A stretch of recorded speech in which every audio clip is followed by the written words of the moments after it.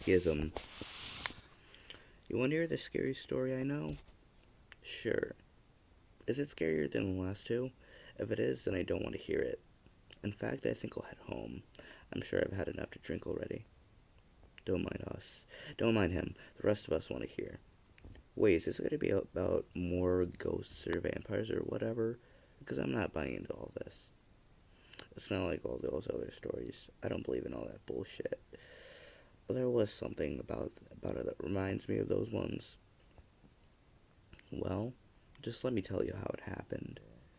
This all went down only a few blocks from here, actually. She was a cutter. She was the only surgeon in the city who didn't have to worry about keeping her patients alive. By the time they came to her, they were already dead. Her job was to find out why. She was good at it. Every fresh cadaver had secrets. By cutting, she discovered them, and she knew as much about the human body as any other doctor. She knew hearts, for example, how they fit together, how they worked, and most importantly, how they could be hurt. The cutter would say that she understood the heart. In a certain sense, she was right. She knew about brains too, and about circulation and the metabolism. She knew enough to be sure that the man tied up in the motel room bed had not had enough flunitrazepam to kill him, and that if she waited long enough, he would probably wake up, though he'd probably feel fatigued, have a headache, and suffer some sort of short-term memory loss. Flunitrazepam, also known as Narcozep, Rohypnol, and Primum, was illegal in the United States, a class of psychoactive drugs commonly referred to as roofies, or simply the date rape drug. And she had employed it in the most common way, by slipping it into the man's drink at a bar. She disliked the association with sexual assault, but it was simply the quickest and most convenient way to render a person unconscious. The man on the bed was also a doctor, a psychiatrist. His name was Walter Graham. He was 53, twice divorced, and had no children on account of a vasectomy his first wife encouraged him to get. He was very respected in his field, widely referenced in medical journals for one remarkable case he treated. He lived on a condo in Vallejo Street with a beautiful view. He abused prescription painkillers, watched rugby on the weekends, and liked cats. These were the things that the cutter knew about him. In a way, they were alone together. Anyone else who walked in would see only two people in the room, but the cutter saw a third, another woman, a woman who stood in the corner and watched. This other woman, who was not, the cutter knew, really there in any tangible sense, but who seemed no less real despite that certainty, would sometimes respond to the cutter's questions by nodding or shaking her head. Other than that, she did not do much besides watch. The motel room, which the cutter had paid for in cash hours earlier, was on the third floor of a dangerous-looking rat trap squeezed alongside nicer buildings between Mission and Valencia Street. The carpets were filthy, the walls dotted with graffiti, and the room had no windows. The black and white television in each room played only two local affiliates, pornographic films and static. It was a good place to stay if you liked the idea of being murdered without anyone noticing. She had picked it because it was the kind of place where no one asked questions. Even if you came in out of a cab with an unconscious middle-aged man slung over your shoulders in the middle of the night. All they cared about here was taking the money and minding their own business. Dr. Graham was secured to the bed frame by 4 pairs of novelty handcuffs that she'd bought in a sex shop on Folsom Street, where she went so that she'd run the lowest odds of running into anyone she knew. She waited for him to wake up. It took a long time. Flunitrazepam, she knew, could last up to 12 hours, but she was the patient type. Patience was a good quality in a cutter. When Graham took the first unsteady steps back into consciousness, she sat down next to him. The stained mattress was thin, and the bed springs creaked under her weight. He would be confused and prone to panic. She didn't want that.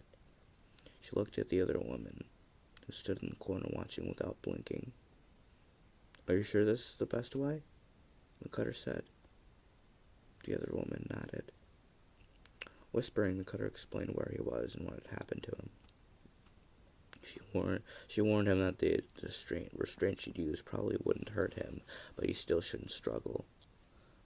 And she assured him that she did not plan to kill him. "Trust me," the cutter said. "I'm a doctor." Graham, for the most part, kept his head. He licked his lips, and when Cutter saw they were dry, she gave him a sip from a bottle of water.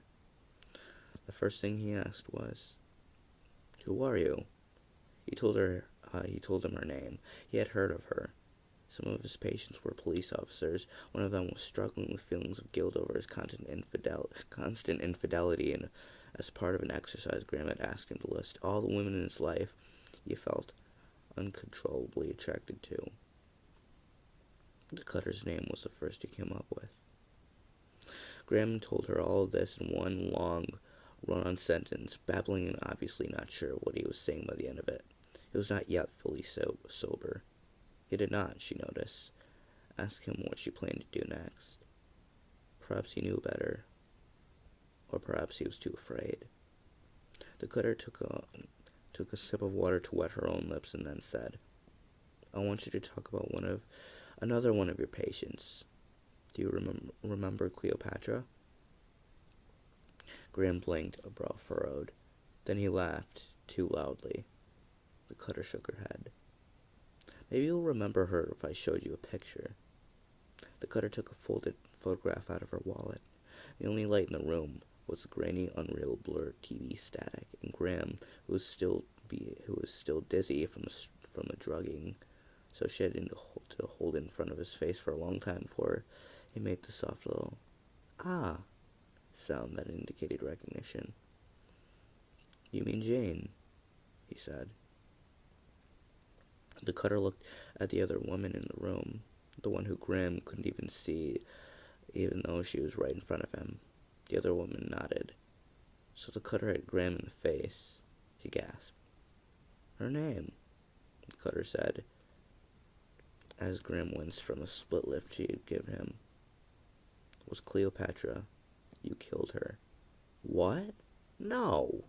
Graham tried to sit up, and the restraints rattled against the cheap aluminum bed frame. "First of all, you have it all wrong. Second, that was years ago. Third. He paused, unable to focus for a moment, muttering nonsense before his train of thought reconnected. "Third, how do you what's it to you?" The cutter unfolded the photograph. There was another woman in it, with her head on Jane's, or Cleopatra's, shoulders, smiling. It was the cutter. "We met in medical school," the cutter said. "Well, I was in medical school. She only said she was. That turned out to be not a lie exactly, more like a misunderstanding. Like a lot of things about her and us, including her name. I guess you think the name Cleopatra is funny? It wasn't to me. I loved that name. I loved her." She folded the photo and put it away, until he took her away from me. Graham didn't say anything for a while. The cutter was quiet as well. And in the room next door, someone was making a lot of noise. Graham just seemed to be preparing his next words very carefully. "I realize that these are strange circumstances," he said, "but as a medical professional, you should already understand what's happened here. The woman in the photograph is named Jane Cohen. She suffered from a rare psychiatric disorder, a dissociative identity. Cleopatra was the name of an alter ego her subconscious invented. There was no way you could have known this when the two of you met. Jane came to me because she said she was suffering from depression. She was wholly ignorant of her real problem, and it was 2 years before I even began to suspect it. Real dissociative personalities are very rare. In Jane's case, the psychosis emerged gradually. People invent alter egos and fantasy lives for themselves all the time. In Jane's case, it manifested itself in the most extreme way possible. I spent 9 years treating her, restoring her to a single functioning identity with, "I've already read your essays in the journals, Walt," the cutter said. She stood up. "You have done very well for yourself with the story of how you helped poor Jane. But she never gave thought to a woman you got rid of. Cleopatra was not an alter ego to me, or not just some part of some other woman. Even after she left me, I still loved her. I spent years trying to find her again after college, and when I finally did, I discovered she had no idea who I was. She didn't remember a thing about me, because the woman I knew was gone." Graham jerked to sit up again.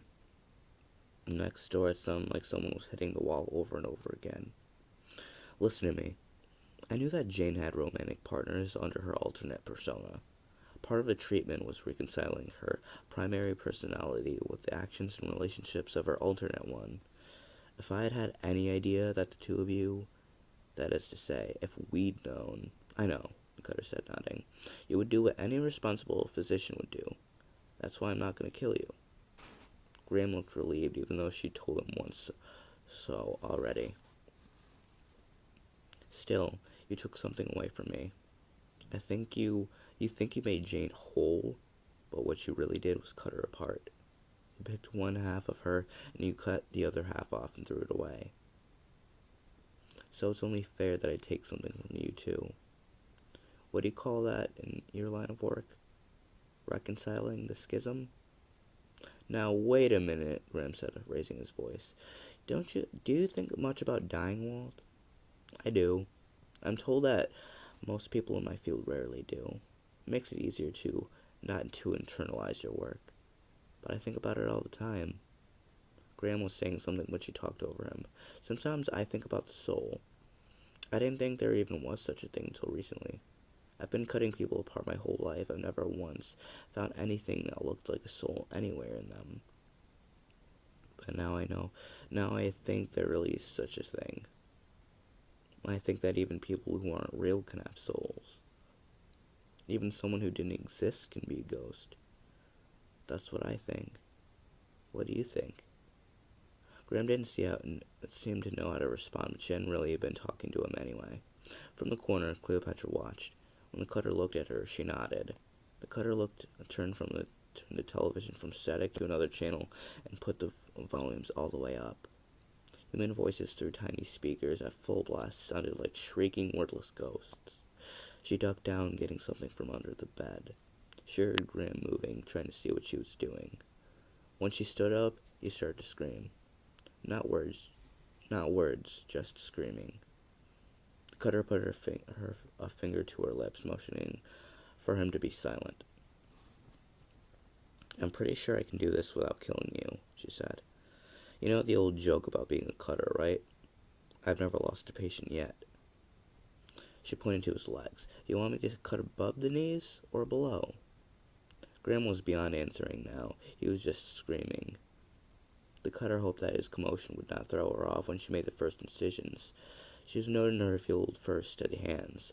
But then again, she thought as she pulled the cord on the chainsaw and felt it come to a sputtering, grinding life in her hands. This was not exactly her normal precision tool. "Now, don't worry," she said, pausing with a whirring saw blade just above Graham's legs. "I'm a doctor." From the corner, Cleopatra smiled. As it turned out, someone in another room did overhear and did call cops, but by then it was way too late to stop her. When we got there, I'd never seen blood like that. In all my line of work, you think you've seen it all, but that call was the worst I've ever been on. Are you a cop?" "Paramedic. I'm the one who saved the guy. She did a pretty good job on him, all things considered, but he'd still have bled out if we hadn't got there. I remember reading about that when it happened. 2 years ago, right?" "Me too, but how do you know all that other stuff? I never read anything about why she did it." She told us. She hurt herself with the saw, so we had to take her to the hospital too. I rode the whole way with her, and she told us the entire story. She wouldn't stop telling us, in fact. Messed my buddy up pretty bad in the head. He had nightmares for a while. He thought he thought about going to see a shrink, but under the circumstances, it seemed ill-advised. Yeah, something like that. So you told you about Cleopatra and everything? Yeah. And was there really, someone else in the room with them? Not when we got there. She did keep talking to someone else in the ambulance. Someone she said was there, but we couldn't see. Sometimes I think, no, it was all bullshit. The lady was nuts. But she talked a good game. So if you wanted to know all about ghost stories, well, now you know what's been haunting me. And I thought I had rough days at work. What do you do after a thing like that? Drink. Speaking of which, anyone want another?